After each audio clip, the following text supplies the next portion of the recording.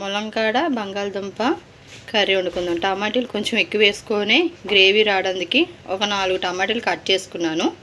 ఉల్లిపాయ ముక్కలు చిన్నగా కట్ చేసుకొని ఉంచుకున్నాను. అది ఒక పెద్ద ఉల్లిపాయ అయితే సరిపోద్ది. ఇప్పుడు స్టవ్ ఆన్ చేసుకొని నూనె వేడి చేసుకుందాం రండి. స్టవ్ ఆన్ చేసుకొని నూనె వేడెక్కింది కదండి. ఇప్పుడు ఉల్లిపాయలు వేసుకుందాం. ఉల్లిపాయ ముక్కల్ని జాగ్రత్తగా వేసుకుందాం.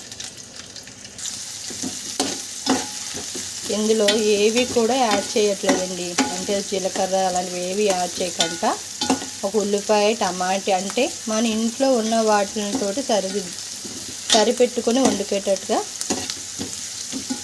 చేస్తున్నానండి. ఉల్లిపాయ ముక్కలను సగానికి వేగాయి కదండి. మీడియంకి వేగినప్పుడే టమాటీ కూడా వేసి బాగా వేపుకోవాలి. జాగ్రత్తగా కలుపుకోవాలండి.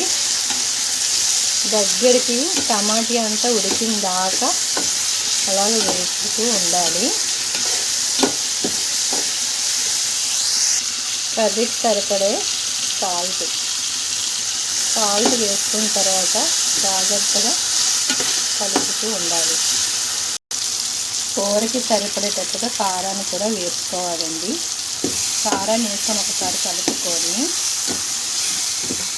ములంకాడ ముక్కలు కట్ చేసి ఉంచుకున్నాం కదా, వాటిని కూడా అన్నిటిని వేసుకోవాలి. ఇవి కూడా ఈ గ్రేవీతోటి బాగా కలుపుకొని వేసుకోవాలి. ములంకాడ ముక్కలు కూడా వేగేయండి. ఇప్పుడు ఆల్రెడీ ఉడకబెట్టుకున్న బంగాళదుంపలు 3 అండి.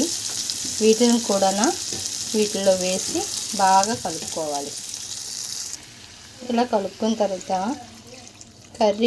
కూరకి సరిపడేటట్టుగా వాటర్ వేసుకోవాలి. కర్రీ రెడీ అయిపోయిందండి. కొంచెం దగ్గరికి గ్రేవీ అయితే చాలు, మనం రైస్ వేసుకొని తినేవచ్చు. కర్రీ రెడీ అయిపోయిందండి. బౌల్లో తీసేసుకుందాం. ములంకాడ బంగాళదుంప కర్రీ రెడీ అయింది. ఇప్పుడు రైస్తో తినేస్తే చక్కగా బాగా ఉంటుంది.